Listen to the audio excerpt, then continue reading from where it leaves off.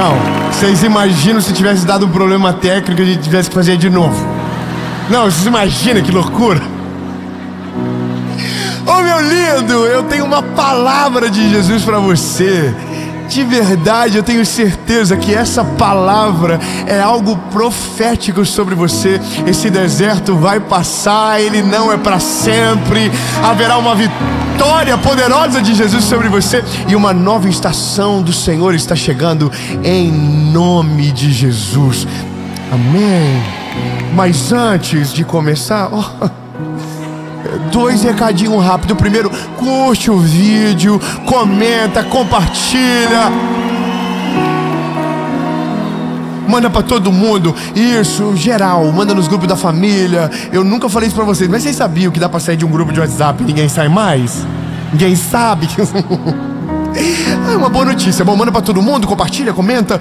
E por último, eu quero falar pra você da nossa associação evangelística. Fazem 5 anos, na verdade 4 anos, que Deus fez nascer um projeto que hoje serve milhares de pessoas. Eu nunca dei publicidade para isso, mas agora Deus está levantando os nossos horizontes para projetos extraordinários. E eu quero fazer uma declaração de fé, como a última mensagem aconteceu. Nos próximos anos, as maiores cruzadas evangelísticas do nosso país serão gratuitas nas capitais das maiores cidades. Não, você não está pegando, você é de São Paulo, você não está pegando. Nós vamos parar o Vale do Engabaú, a gente vai parar a Avenida Paulista, a gente vai levar o Evangelho a lugares que nunca chegaram. Irmão, a parada vai ser diferente, vai ser a cruzada evangelística. Então, lindo, eu quero que você faça parte dessa história. Um exército está nascendo, e você pode ser alguém que seja um voluntário, que sirva, e você também pode servir com os teus recursos. Se Deus te deu isso, faça. As recomendações estão aqui embaixo e você pode acompanhar no Instagram da nossa associação, AE Dave Leonardo. São mais de 310 mil pessoas cuidadas através da nossa associação, e você é parte disso a partir de hoje, em nome de Jesus. Amém. Vamos pro vídeo.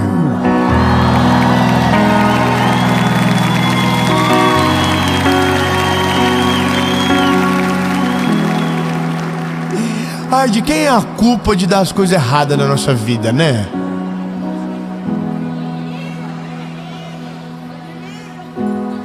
Já percebeu que sempre o culpado é os outros, já viu? O culpado é o estagiário. Coitado dos estagiários, irmão. Sofre, que Deus o livre. E eu já fui estagiário, irmão. Eu nunca fui culpado de nada que aconteceu. Nunca fui culpado de ser encontrado pelo gerente do banco. Ai, deixa pra lá, é muita fofoca pra um dia só. Mas a gente sempre tá colocando culpa nos outros, né? Ai, culpa é do meu pai. Culpa é da Jéssica. Sempre tem uma Jéssica fazendo confusão. Tem Jéssica aí, perdão. Sempre é culpa dos outros, nunca é nossa. Então, quando o deserto dura demais, Deus é o culpado. Ou é a culpa do inimigo. Você já viu? Tem gente, qualquer coisa que dá errado, diz: o inimigo se levantou. Bom, o inimigo nem saiu de casa nesse dia, tá dormindo. É você que é tudo atrapalhado. É inveja dos outros. É inveja. Não, é você que é tonto, que conta pra todo mundo. A questão é, nós culpamos os outros pelos nossos fracassos e terceirizamos as responsabilidades que deveriam ser nossas. Mas quando dá certo, aí a gente diz: é que você não sabe o quanto eu batalhei. Você conhece alguém assim? Porque eu fiz tanta coisa, eu ajudei tanta gente. Não, irmão, é que a gente precisa entender o nosso lugar no mundo, sabe? Eu vou contar-lhes uma história.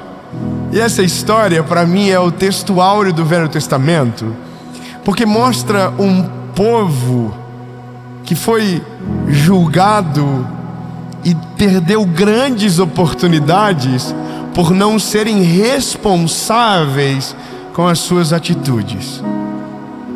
Essa não é uma palavra sobre milagre, Essa não é uma palavra sobre sonhos. Essa é uma palavra que vai puxar a tua orelhinha assim, bem gostosinho, top. E vai puxar e vai emendar com a outra lá atrás. Fala para quem está perto de você, diga assim: a maioria dos BO da tua vida é culpa tua. Fala para a esposa também, aproveita. Você não vai poder dizer que ela está errada em outro momento. Então aproveita agora. Fala, talvez, longe de mim, mas é a palavra. Ai, meu Deus do céu. Diga pro teu esposo, diga, viu? Te falei hoje em casa. Êxodo capítulo 13, versículo de número 20. E começaram a sua jornada. E acamparam em Etã. Etã é o nome da cidade. E a Bíblia diz: e esse era o começo do deserto. Então eles estão aonde? No começo do deserto. No outro lado do deserto, a Bíblia diz que há uma terra prometida, esperada, preparada para eles, com casas lindas, com um lugar que emana leite e mel, que eles não semearam, que eles não plantaram, mas eles irão colher. O nome disso é graça. Amém? Aí o Senhor ia adiante deles de dia numa coluna de nuvem para conduzi-los pelo caminho, e à noite numa coluna de fogo para lhes dar luz, para que fossem de dia e de noite. Então Deus está dizendo: eu vou cuidar de vocês, vou guiá-los no caminho, e esse caminho vocês vão poder andar de dia e de noite.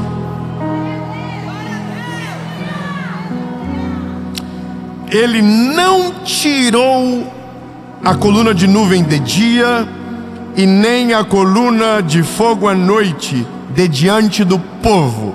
A Bíblia está dizendo que Deus, nos 40 anos que o povo ficou no deserto, Deus nunca tirou a coluna de fogo, nada, Deus nunca tirou. Deus nunca deixou eles sem direção.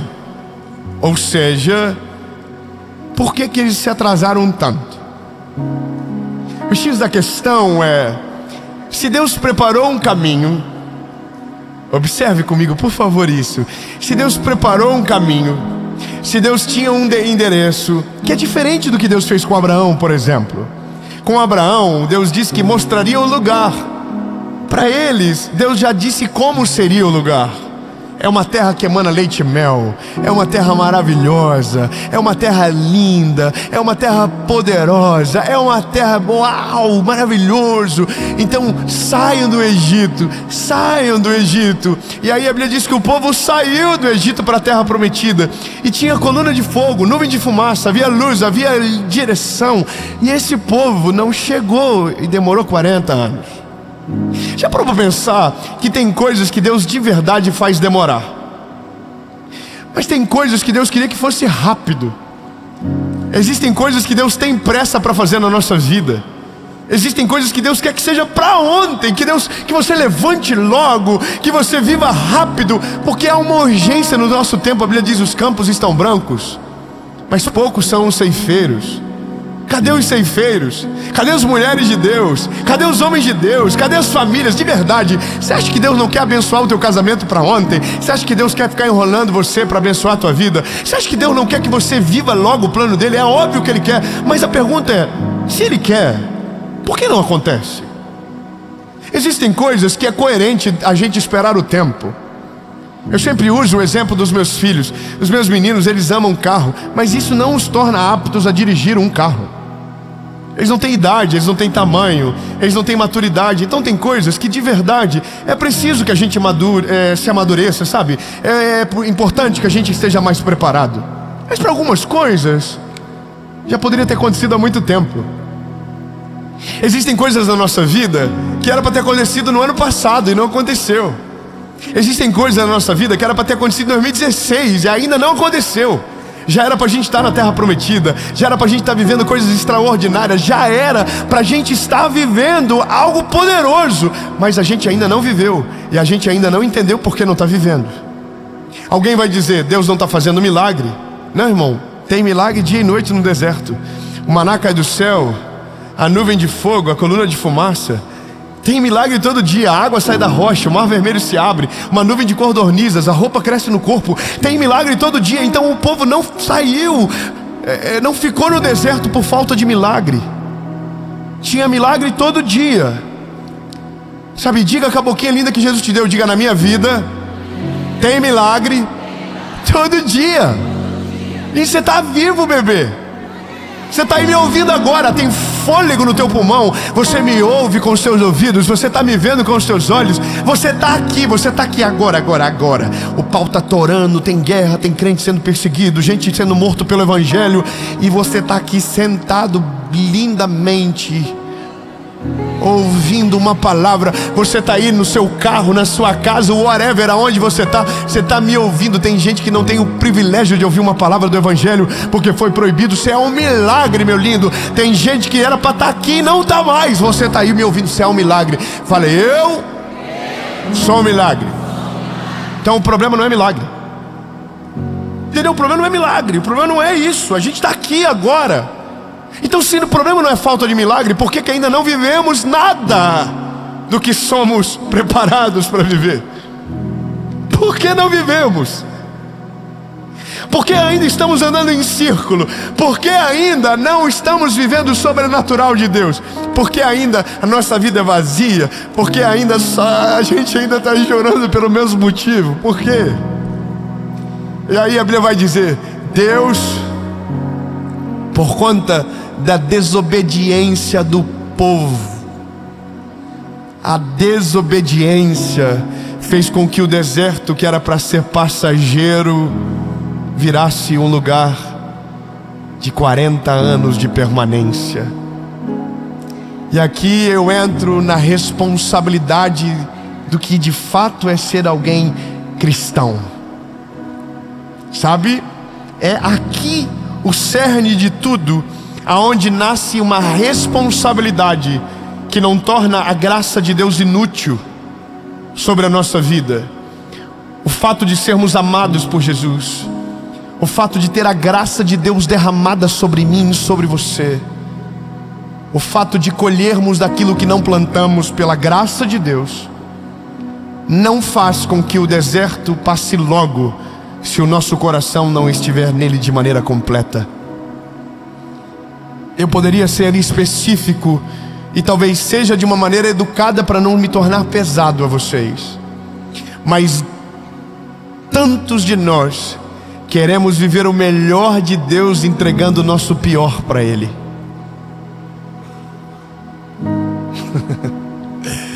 Quantos de nós cobramos Deus, faz alguma coisa, mas a gente não fez nada. Nós não fazemos o mínimo. Nós não temos temor nenhum. E aí quando nada acontece, Deus é o culpado. Quando nada acontece, o inimigo se levantou. Quando nada acontece, os invejosos que se levantaram. Quando nada acontece, foi o meu pai que me educou errado. Não, lindo, calma aí. O dia que Deus te tirou do Egito, o dia que Deus te tirou da escravidão, Ele queria que você fosse livre. Mas você está querendo viver como escravo. Eu sei que é difícil dar um glória a Deus agora, mas eu vou pedir encarecidamente. Não era para ser agora, era para ser agora, depois que eu vou falar agora o negócio rapidão. Deus te chamou para ser livre, mas é você que está com a tornozeleira eletrônica, que ainda está mostrando para o Egito aonde você está, que ainda não entendeu que Deus te tirou daquele lugar e que você não combina mais com aquele lugar da onde Ele te tirou. É você que ainda está na vontade de Deus, tentando viver como se Ele não tivesse chego na tua vida ainda. É você.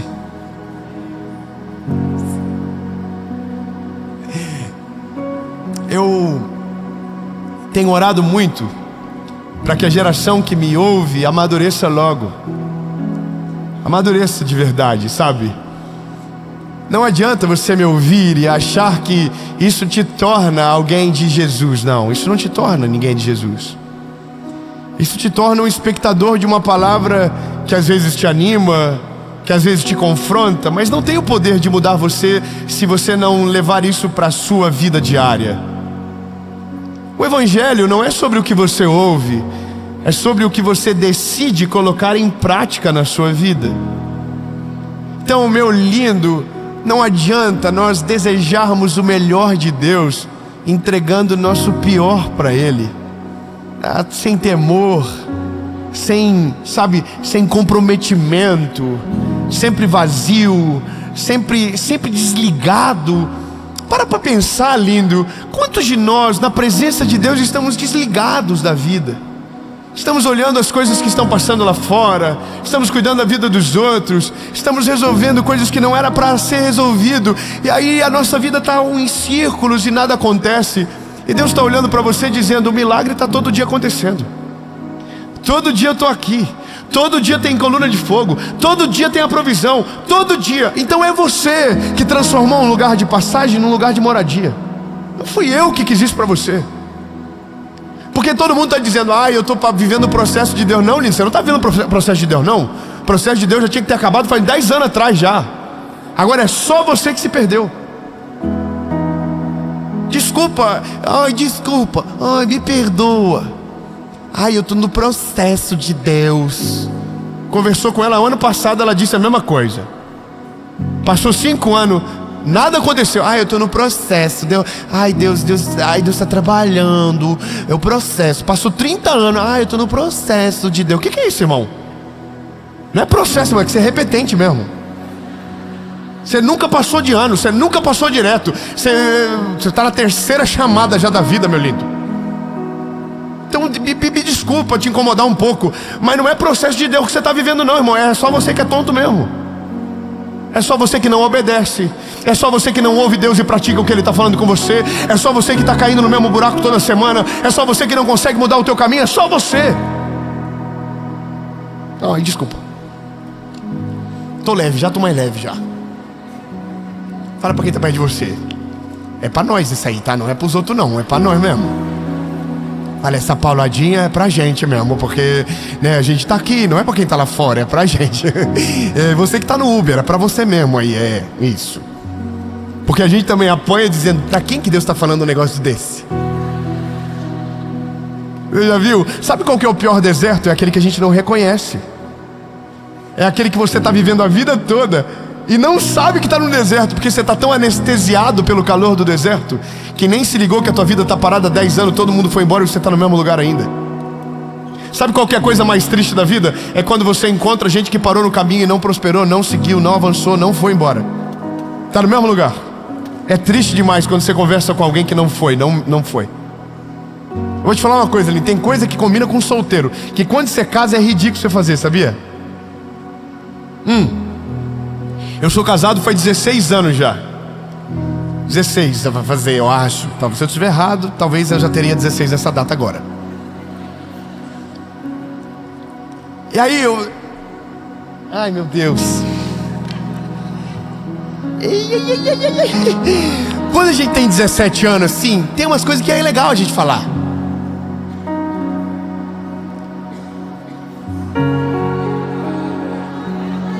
Sabe, quando a gente tem 20 anos, tem umas coisas que combina a gente fazer assim, umas brincadeiras. Olha, que maneiro, que jovem. Mas tem coisa que chega um certo tempo que é ridículo a gente fazer. Chega uma hora que não combina mais assim, sabe? Dá até vergonha. Sabe, tem coisa linda que fazia sentido quando você tinha 15 anos fazer. Tinha uns conselhos que você dava que fazia sentido quando estava na época da malhação ali, sabe? Quando estava no Orkut ainda, lá fazia sentido, mas já passou. E às vezes a nossa cabecinha ainda está falando a mesma coisa, está fazendo as mesmas brincadeiras, ainda está com o mesmo relacionamento com Deus, vazio, fraco, só vive uns 190. Quando dá um BO a gente liga, mas quando passa a gente esquece. Coisa que não faz mais sentido, entendeu? É que eu não quero falar pené assim, né? Mas eu tenho pessoas assim que eu não consigo mais conversar, que eu amava antes, mas hoje dá um pouco de vergonha assim conversar, porque ainda tá conversando coisa de 10 anos atrás ainda. E não é nem saudosismo, é porque ainda tá naquela estação ainda, sabe? Ainda tá olhando pra mulher na rua e assobiando ainda, assim, não. Que vergonha que dá.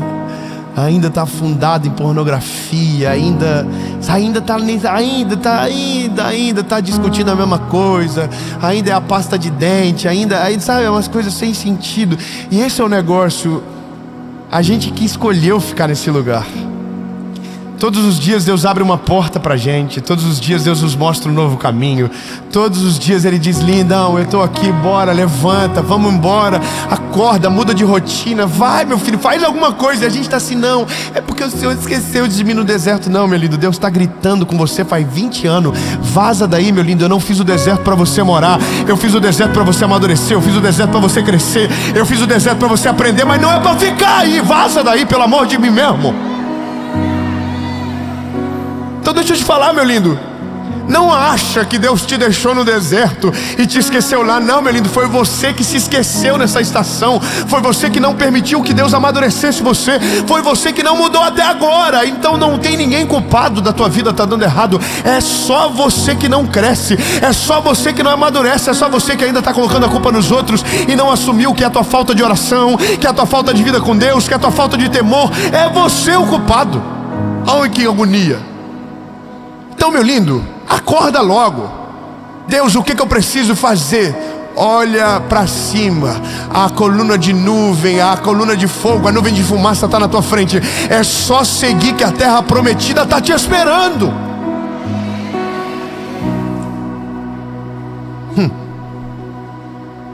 Tá bom, né? Já apanhamos bastante já agora, eu acho que...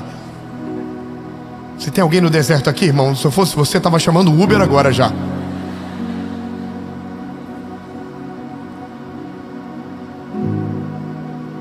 Eu gostei dessa.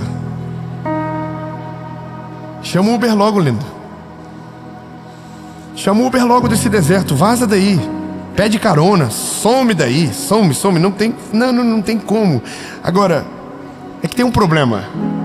É que tem lugar que o Uber não te acha. Não chega. Está tão longe da realidade às vezes. Você vai ter que levantar, vai ter que pedir perdão, vai ter que se arrepender, vai ter que sacudir a poeira e dizer: Jesus, eu não quero mais isso para minha vida, eu não quero. E aí, lindo, você vai ter que ser cabra macho para dizer: eu vou mudar o caminho, eu vou mudar a direção, eu vou mudar as coisas, porque eu não quero viver mais uma estação no deserto. Lembre-se, lindo, o deserto, você não fica por falta de milagre. No deserto você não fica por conta do propósito de Deus. Não, lindo, às vezes você só está no deserto porque você não aprendeu a obedecer a voz do Senhor. Deus te fala à direita, você vai para a esquerda. Deus fala para você parar, você continua. Deus fala para você continuar, você para. Então é como se você estivesse num ciclo vicioso de desobedecer. E é por isso que talvez você está preso ainda nessa realidade. Mas eu quero que você entenda, lindo, que se você ouvir a voz de Deus, o deserto de 40 anos você vai passar em minutos por ele. Não, 10 améns. Então deixa eu refrescar e trazer um pouco de esperança para você. Ei, lindo. O propósito de Deus com você não é que você more no deserto. O deserto é um lugar de passagem, e durante essa passagem você precisa amadurecer, crescer, evoluir, ficar ainda mais cheio do Espírito Santo, porque o deserto que talvez demoraria anos, pela velocidade do teu crescimento vai demorar dias, porque tudo passa, e quando nós estamos atinados à vontade de Deus, passa ainda mais rápido. Você não precisa morar nesse lugar de sofrimento. Passe correndo, que demoraria anos. Se você estiver conectado com Deus de verdade, vai passar rápido demais. Então a pergunta não é quando o deserto acaba, é: Deus, o que eu preciso fazer enquanto estou aqui? E a única coisa que Deus quer que você faça é: escute e obedeça.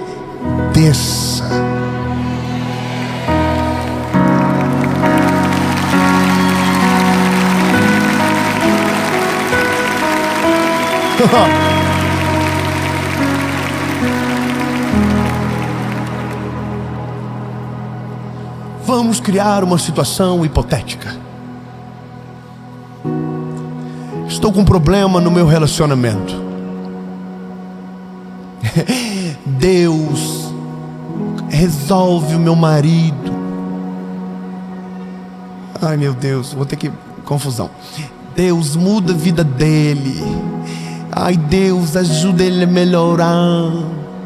Deus converte ele. Aí Deus está olhando para você assim: puxa, eu queria fazer tudo isso em você também.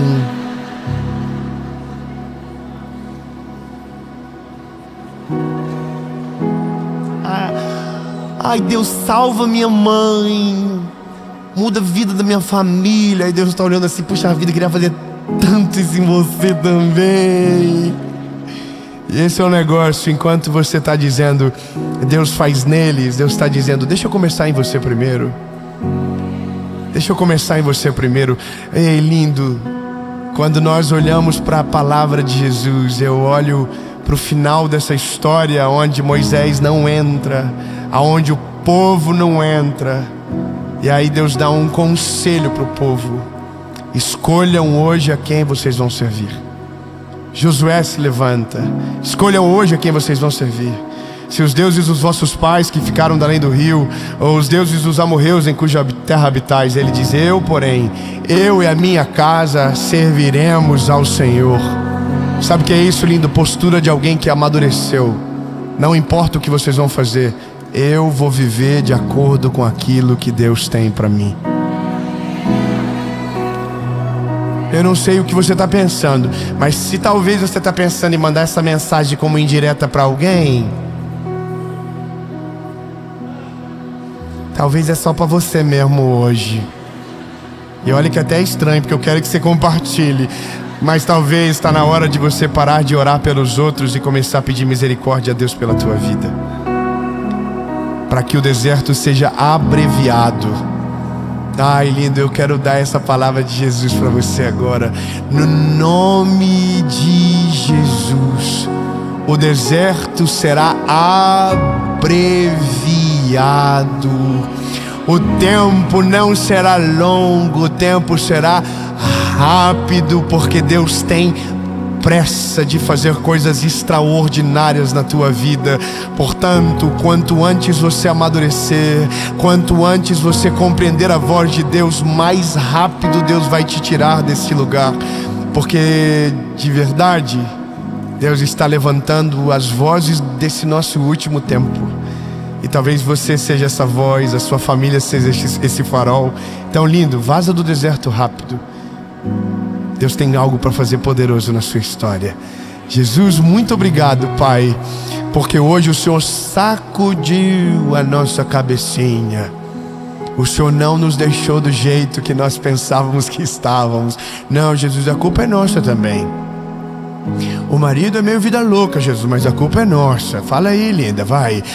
A culpa também é minha, Senhor, eu preciso melhorar. E quando eu aprender aquilo que demoraria tempo, vai passar em minutos. No nome de Jesus, amém.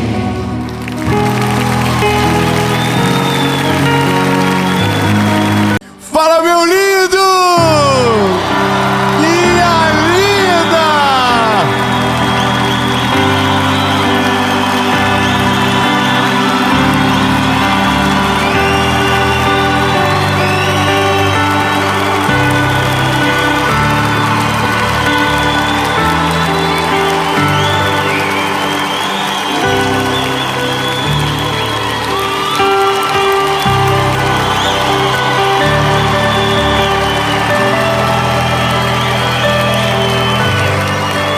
Aleluia! Eu vou viver uma vida inteira e eu nunca vou me acostumar. É maravilhoso. Obrigado, Jesus. Essa é a última série, a última mensagem, perdão, a série não. A série já deve ter outra nascendo agora, mas essa é a última mensagem da série Preciosas Sementes. E eu tenho uma palavra de Jesus para você. E esse princípio, esse sentimento vai abrir as maiores portas do teu 2025. Escute, uma palavra, um adjetivo tem o poder de abrir portas que o teu talento jamais te levaria. Tão lindo. Antes de nós irmos para a mensagem, eu quero te pedir um favor. Curte o vídeo, comenta, compartilha, manda para todo mundo que você ama essa mensagem. E vamos pro vídeo.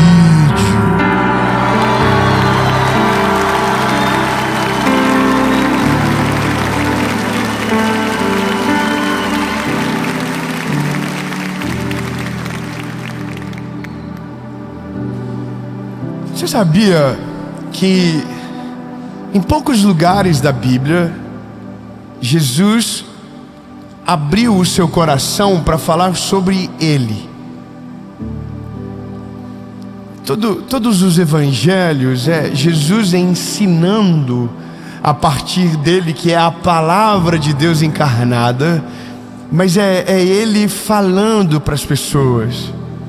Mas em um determinado momento Jesus abre o coração para dizer quem Ele é, o que Ele é. E aí Jesus diz: aprendam de mim, que sou manso e humilde. Uau!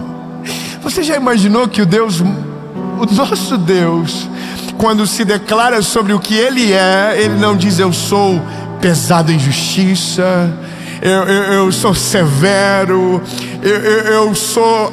Não, Ele diz eu sou manso e eu sou humilde. Você consegue imaginar que o nosso Deus, as características principais dele é mansidão e humildade? Você consegue imaginar um homem manso e humilde sendo cruel? Você consegue alguém manso e humilde rejeitar alguém? Eu vou te perguntar até você que falar não com vontade. Você consegue imaginar alguém manso e humilde rejeitar alguém? Ai, tá bom. Eu também não. E olha que isso pra gente é um desafio, sabe? Porque normalmente nós criamos um Deus para nós que é mais parecido com a gente do que com de fato o que a palavra diz que é. Quem é muito severo cria para si um Deus ainda mais severo. É como se o meu princípio de justiça é 6 e ele já é muito alto, então o Deus que eu criei para mim precisa ser mais severo do que eu sou. Entende? Então é como se nós tivéssemos uma limitação teológica de confundir as coisas, de tentar criar um Deus que se parece com a gente, não com aquilo que de fato é. Eu vou te falar, Deus não deve ser parecido com você. Deus não pode ser parecido com você. Pelo contrário, nós precisamos ser parecidos com Ele.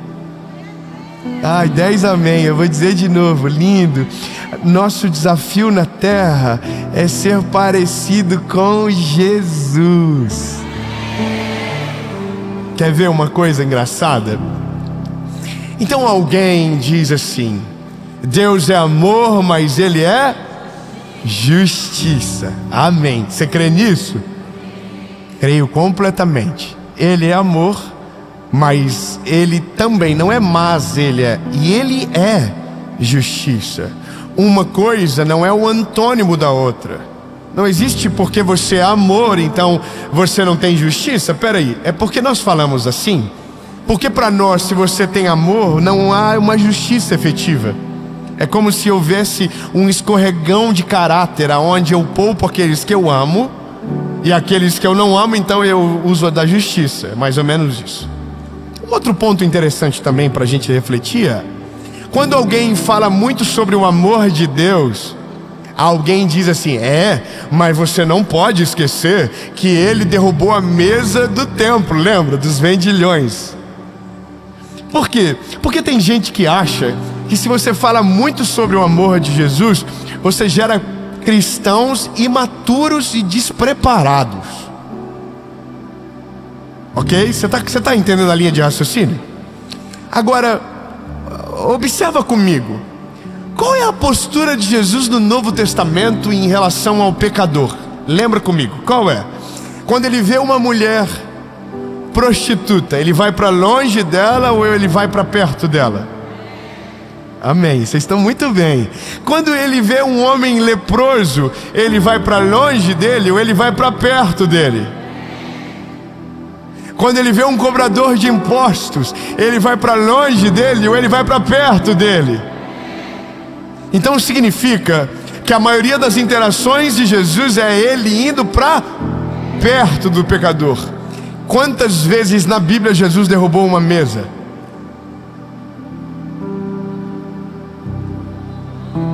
Então, se na leitura somos desproporcionais, na análise também precisamos ser desproporcionais. Ele é muito mais amor do que qualquer outra coisa, e não afeta a sua justiça, mas nas suas interações, na maioria delas, ele está sendo manso e humilde. Fala para quem está pertinho de você. Com você, ele é manso e humilde. Permanece sendo justo, mas ele é manso e humilde. Só que o que me pega é Jesus dizer: aprendam de mim. Se você tem que aprender algo rápido de Jesus, aprenda a ser manso e humilde. Eu vou fazer uma pergunta aqui. Você se considera... Oh meu Deus. Você se considera alguém manso? Não olha para a esposa agora, não olha para o marido, olha só para frente. Vamos de novo. Você se considera alguém manso? Amém. Senhor, não tem nenhum anjo aqui hoje, Jesus, é só vida louca. Vou fazer uma segunda pergunta. Você se considera humilde?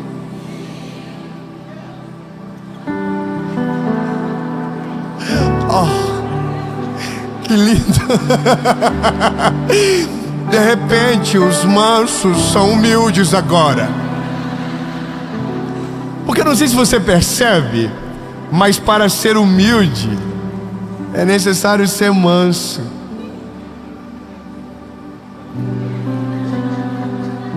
E para ser manso é necessário ser humilde. Ai, obrigado, irmã, só uma pessoa me apoiou. Ai, vamos de novo. Vamos lá, porque vocês respondem, vocês entenderam a pergunta. Ai, porque todo mundo diz que não é manso, mas diz todo mundo: eu sou humilde. Na verdade, eu não sou humilde, eu sou dois humilde. Eu sou a potência elevada. Vamos para um texto. Mateus capítulo 14, versículo de número 28 diz: E Pedro respondeu e disse: Senhor, se és tu, me manda ir contigo sobre as águas. E ele disse: Vem. E Pedro, descendo do barco, andou sobre as águas para ir até Jesus. Mas ele, vendo que o vento era forte, teve medo e começou a naufragar, a afundar, e clamou dizendo: Senhor, me salva. Amém? A pergunta que não quer calar é: o que isso tem a ver com humildade? O que isso tem a ver com mansidão? E a gente vai entender já. Uma pergunta, vocês são todos muito bons para analisar a vida, né, dos outros. E eu também sou. Eu também sou. E aí? Senta na janela, sai da janela. Calma, calma. Aí, já foi. Fofoca, falou em fofoca. É filho dele ou não é? Ai, meu Deus. Bom, a gente é assim. A gente gosta de uma fofoca, né, irmão? Vamos fazer uma análise rápida de comportamento. Você acha que Pedro é um homem humilde ou um homem soberbo?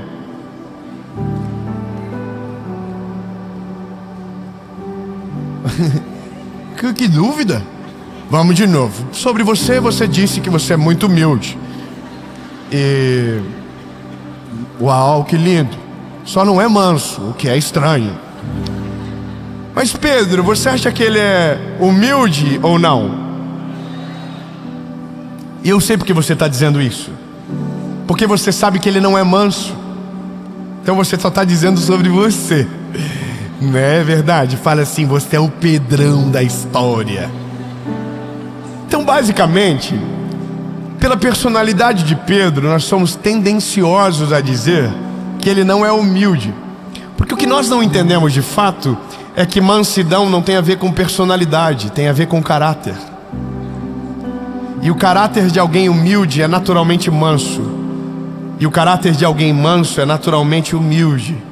O problema é que nós não aprendemos isso sozinhos.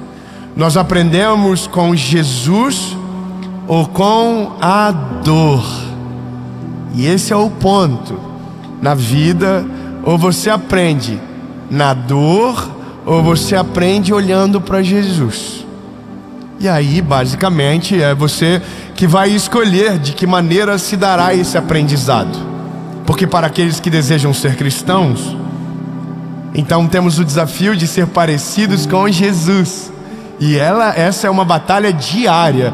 Não é uma batalha que você vence hoje e ela está vencida para sempre. Você vai lutar hoje, você vai lutar amanhã. Tem dia que eu acordo manso e humilde, mas tem dia que eu acordo soberbo e revoltado. E aí eu preciso lembrar de Jesus. Porque se isso for a minha rotina, eu vou destruir aquilo que a humildade e a mansidão me deram acesso. Vamos continuar.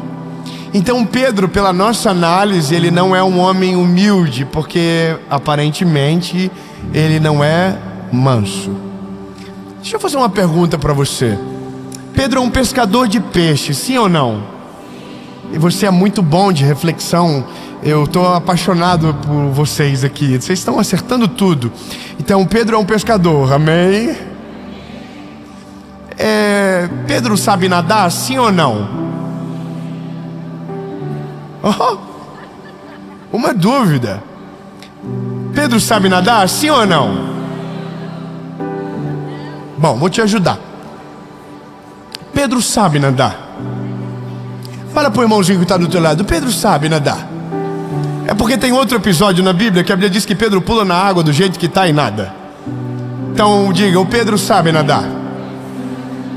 Pedro sabe nadar, o Pedro sabe nadar. Amém, ponto.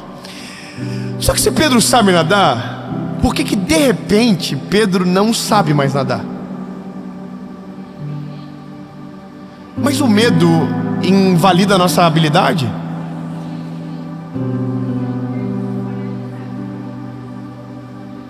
Peraí, olha o que vocês estão dizendo. Vocês estão dizendo que, então, se eu sei nadar e eu tiver medo, eu esqueço de nadar? Vamos refletir junto, peraí. Vamos pensar num cenário. Quem morre afogado? Bons nadadores ou pessoas que não sabem nadar? Olha o que você acabou de dizer. Significa que quem morre mais afogado são os bons nadadores. Por que eles morrem mais? Porque eles se dão o direito de nadar mais longe do que aqueles que reconhecem que não sabem nadar. Você está percebendo o que está acontecendo na mensagem? Então Pedro, ele é um bom nadador, sim ou não? Mas por que então agora ele não está conseguindo nadar? Mas é preciso fé para nadar? Habilidade basta para nadar. É que para nadar não precisa de fé, mas para andar por cima das águas, sim. Não, você não entendeu. Não, você não está entendendo. Ai meu Deus do céu, eu estou passando mal, eu estou ansioso, me segura. Então peraí, para nadar não precisa de fé, mas para andar por cima das águas, sim. Então Pedro não está pedindo socorro para nadar. Pedro está pedindo socorro porque quer voltar a andar por cima das águas. Ah não, pelo amor de Deus. É lindo, você não está entendendo. Pedro não está dizendo Deus me ajuda a nadar. Ele está dizendo Deus me ajuda a voltar a andar por cima das águas.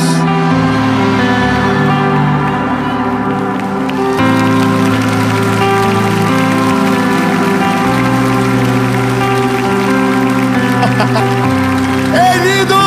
Pedro não precisava de Jesus para nadar.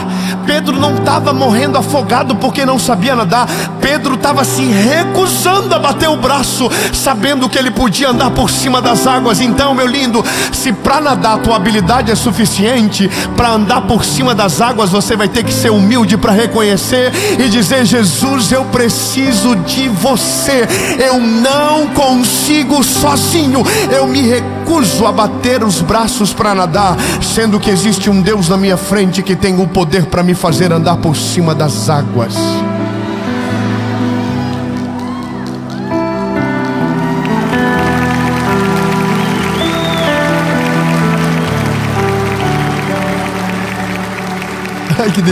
Ai, que coisa boa. Então, o que faz Pedro ser resgatado por Jesus não é ele gritar dizendo: Deus, eu não sei nadar. É: Deus, me salva.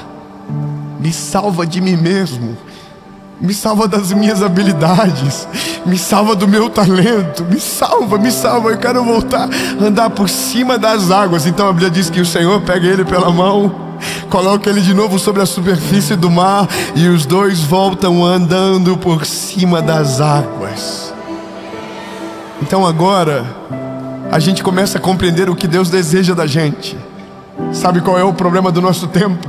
Achar que o nosso talento, o nosso carisma é suficiente e que a gente não precisa mais dele.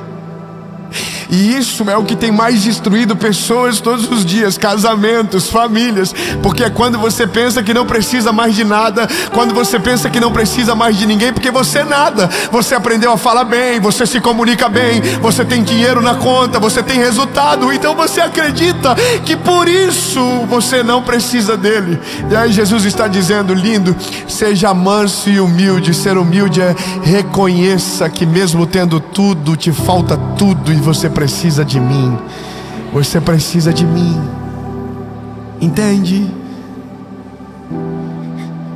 Quando eu olho para Jesus, é o meu manual perfeito, é o meu Deus, é o meu Salvador.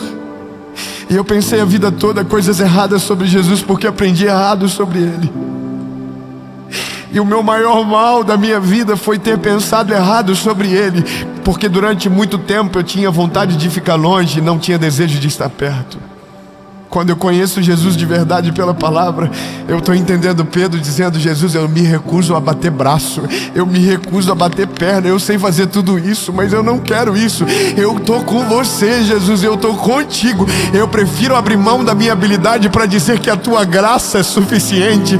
Eu preciso abrir mão de mim mesmo para dizer que o Senhor cresça e que eu diminua. Tão lindo. A jornada da humildade, ela não só preserva a nossa vida, como ela nos faz viver o sobrenatural.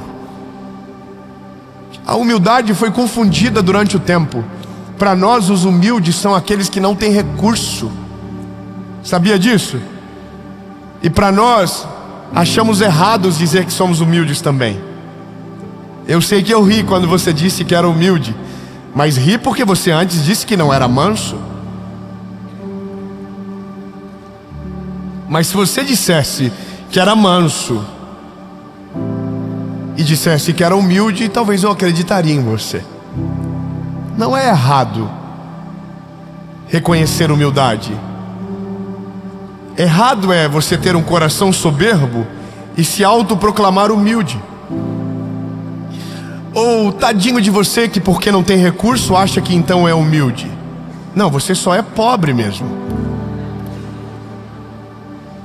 Me desculpe, mas isso tem que sair da nossa cabeça logo. Ah, eu sou humilde. Não, lindo, você é um pobre soberbo que acha que não precisa de Jesus, que maltrata as pessoas, que não valoriza os pequenos começos dos outros, que não valoriza a empregada, que não valoriza aqueles que começaram, que acha que porque tem alguma coisa pequena que seja melhor do que alguém, você é soberbo. Tem gente que está achando, porque eu não tenho, então eu sou humilde. Não, lindo, para com esse negócio. Humildade é reconhecer quem você é, da onde Jesus te tirou e que você precisa dele. Humildade é você entender o seu lugar no mundo. Você não é melhor do que ninguém, você não é mais inteligente do que ninguém, você não é mais capaz do que ninguém. Você precisa de Jesus da mesma proporção que todos nós precisamos. Sabe o que uma das coisas que mais me apaixonaram pela pregação do Evangelho? Quando eu entendi que eu não precisava ser um super-herói para pregar, eu podia ser eu mesmo pregando. Eu vou te falar, lindo, eu achei durante a minha adolescência, juventude, que os pregadores eram aqueles super santos, eram homens intocáveis, eram, oh my God, não erram, não pecam, não, meu lindo, tudo igual a gente. Só que tem gente que mente. Eu sou frágil igual todo mundo, eu tenho dores igual todo mundo, eu tenho vida igual todo mundo. Tem dia que eu estou bolado, tem dia que eu estou feliz, tem dia que eu estou com vontade de falar algumas coisas meio perigosas, tem dia que eu tenho com vergonha do que eu falei no dia anterior. Eu sou ser humano, e isso é ser humilde. Humilde é reconhecer que você é normal. Humilde é você reconhecer que precisa de Jesus todos os dias. Humilde é gravar 300, 600 mensagens e ainda dobrar o joelho antes de começar dizendo: Deus, se não for o Senhor eu não dou conta. Humilde é vir aqui na tua frente e dizer: eu sou igual a vocês. Eu não estou dizendo que eu sou melhor, é o contrário, eu estou dizendo: eu sou servo de vocês. Humildade é o contrário do que a gente imagina. Se eu dissesse aqui: olhem para mim, sou melhor do que eu, aí sim, soberbo. Ou não, lindo, é só a humildade de dizer: eu preciso o tanto que vocês precisam de Jesus. A questão de tudo é que humildade preserva a nossa vida na presença de Jesus. E é só isso que eu quero passar nessa palavra. Todo mundo, quando pensa que não precisa mais de Jesus, cai em buraco. Todo mundo que pensa que é forte, cai em buraco. A Bíblia diz: e quando penso que eu sou forte, então eu sou fraco. Eu prefiro confiar naqueles que dizem: sou fraco e preciso de ajuda, do que aqueles que proclamam fortaleza e se autodenominam santos em cima da nossa geração. Tenho medo de santarrões, tenho medo daqueles que apontam o dedo para os pecadores. Morro de medo dessas pessoas, porque provavelmente a vida por trás é suja igual um pau de galinheiro, mas estão vendendo uma santidade que não compram. E isso não aconteceu só agora, isso acontece desde sempre. Jesus chega para os fariseus e diz: vocês estão colocando um peso no povo que nem vocês conseguem suportar. Sabe, lindo? O chamado de Jesus para nós é voltarmos à nossa essência de reconhecer que precisamos dele todos os dias. Não importa quão grande você seja, não importa quanto dinheiro você tem na conta, não importa quantos carros você tem na garagem, não importa a sua família, o seu sobrenome, não, lindo, você ainda precisa de Jesus do mesmo jeito. E se você for humilde para reconhecer, Ele estará com você todos os dias, para que se você cair, Ele te levante, para que se você chorar, Ele te console, para que se você pedir socorro, Ele estenda as mãos e tire você da circunstância que você está. Porque o dia que você pensar que não precisa mais dele, nesse dia você morreu na fé. Não há mais o que fazer. A dor do nosso tempo é imaginar que pessoas acreditem que suas conquistas levem para longe de Deus. Nós somos soberbos quando dá tudo certo, mas tem gente que é soberbo também quando dá tudo errado. E eu termino aqui. A maior lição da nossa vida é saber que não importa o estágio da história, nós vamos precisar de Jesus. Jesus está dizendo: aprendam de mim, sou manso e humilde. Quando eu morava na kitnet, eu precisava ser humilde. Quando eu moro na casa maior, eu preciso ser humilde. Quando meu sonho era o Ford Ka, eu precisava de humildade. Quando meu sonho é o carro de agora, eu preciso de humildade. É tudo igual, não muda nada. Não é o estágio que altera quem você precisa ser. É você ser que altera o estágio que você está. Entenda, humildade te abre portas que o teu talento nunca vai te levar. Humildade te abre portas que a tua descendência nunca vai levar você. A humildade te faz acessar coisas tão extraordinárias que talvez você só vai entender quando compreender que precisa de Jesus todos os dias, todas as horas, todos os minutos, e por isso terá acessos que o orgulhoso não tem. Você sabia que a humildade é o mais alto nível da sofisticação do ser humano? Quando você reconhece as pessoas, quando você honra quem está à sua volta, quando você trata bem a todos sem fazer diferenciação, então você se tornou alguém extremamente sofisticado.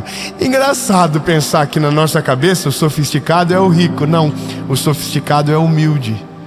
Porque o humilde entra em qualquer lugar e é amado, percebido e reconhecido, não pelo que tem, mas pela maneira que serve aqueles que estão à sua volta.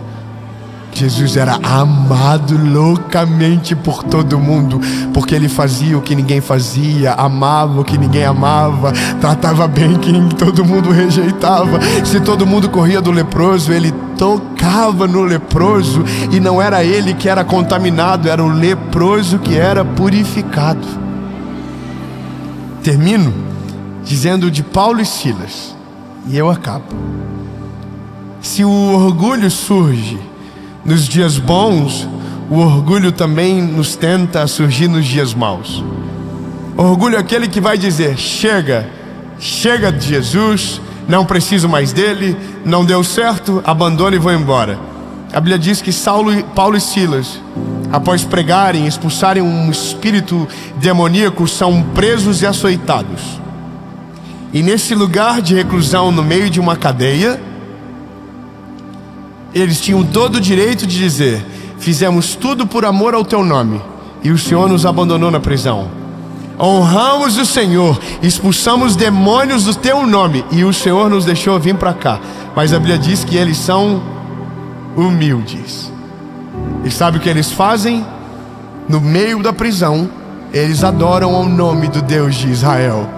Eles adoram o nome de Jesus. E a Bíblia diz que eles cantam, e eles louvam, e eles proclamam o nome do Senhor. E a Bíblia diz que as celas se abriram de maneira milagrosa.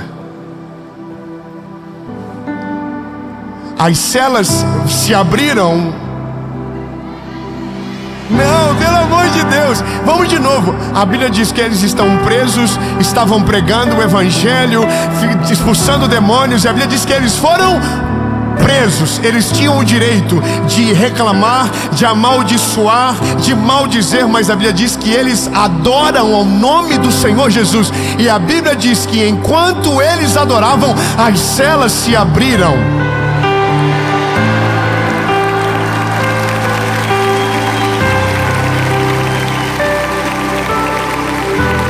Aí eu vou te dizer o que foi que abriu a cela. Não foi a altura do louvor, mas a humildade que os fez louvar em meio à circunstância difícil. Humildade suficiente para dizer: Jesus, mesmo que o Senhor não faça nada agora, nós vamos continuar te amando.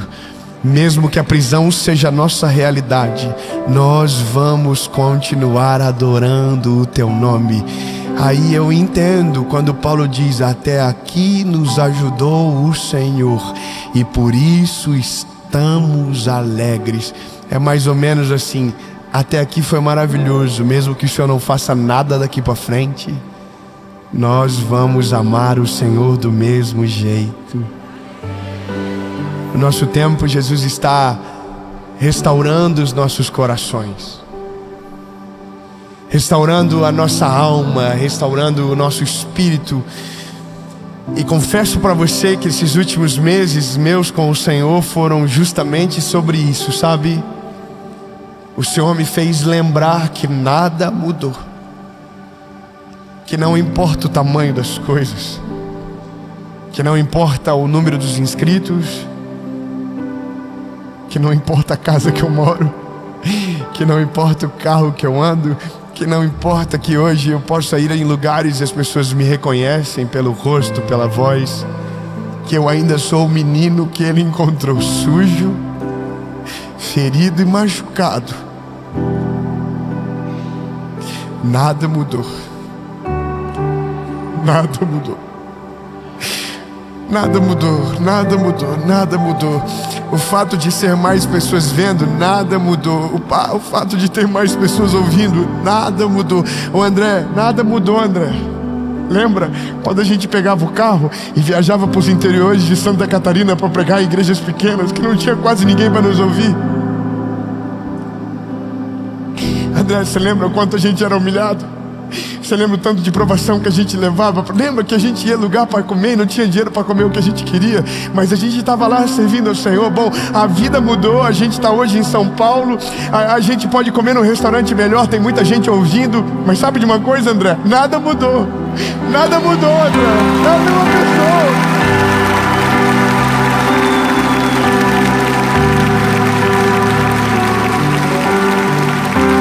Eu não quero ajuda para nadar, eu quero ajuda para continuar andando por cima das águas.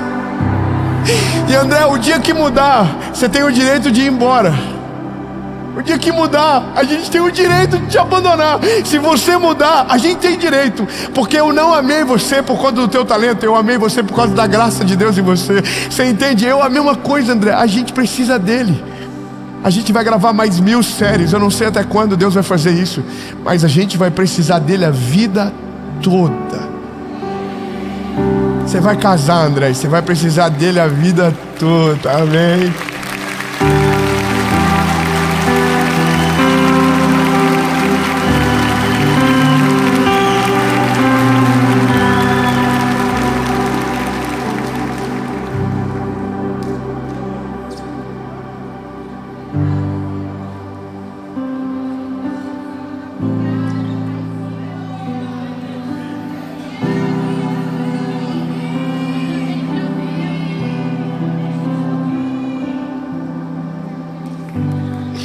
Eu me lembro que quando eu comecei a gravar a série, eu usava umas camisetas floridas.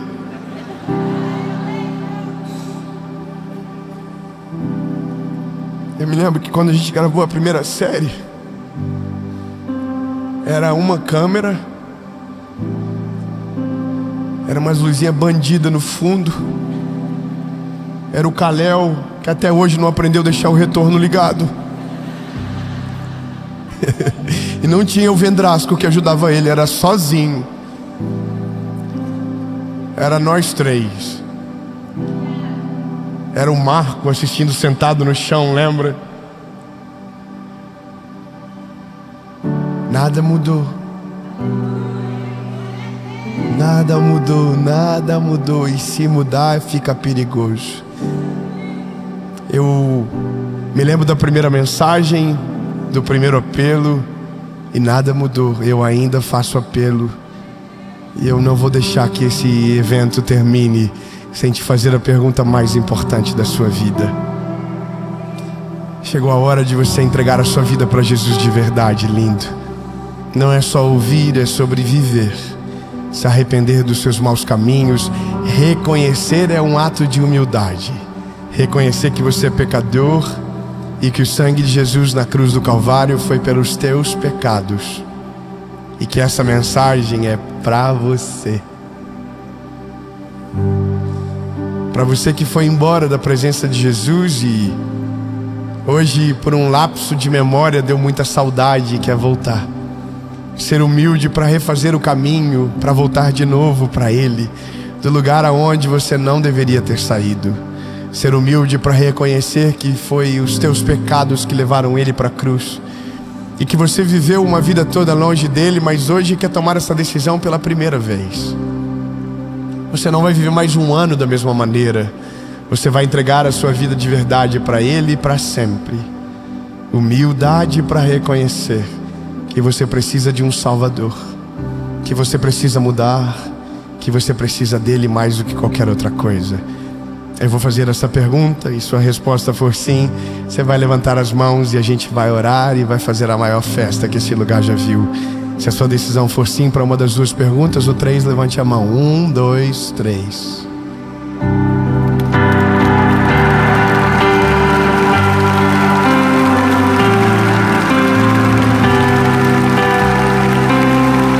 Se alguém está tomando a decisão, fique de pé, levante, levante. Levante, levante. Isso. Ai, levanta todo mundo de uma vez, por favor.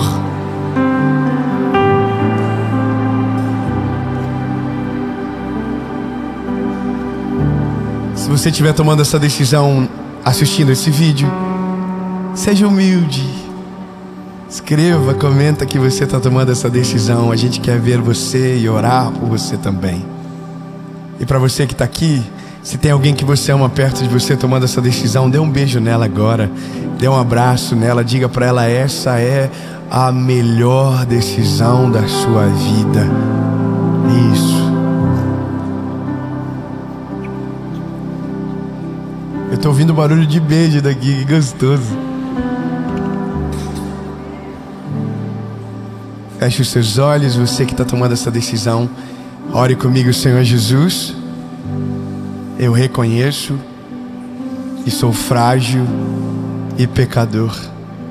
Perdoa os meus pecados, apaga o meu passado e escreve meu nome no livro da vida. Eu nunca mais serei o mesmo. A partir de hoje, eu sou propriedade única e exclusiva sua. Jesus, eu quero ser parecido contigo, manso e humilde. Em nome de Jesus.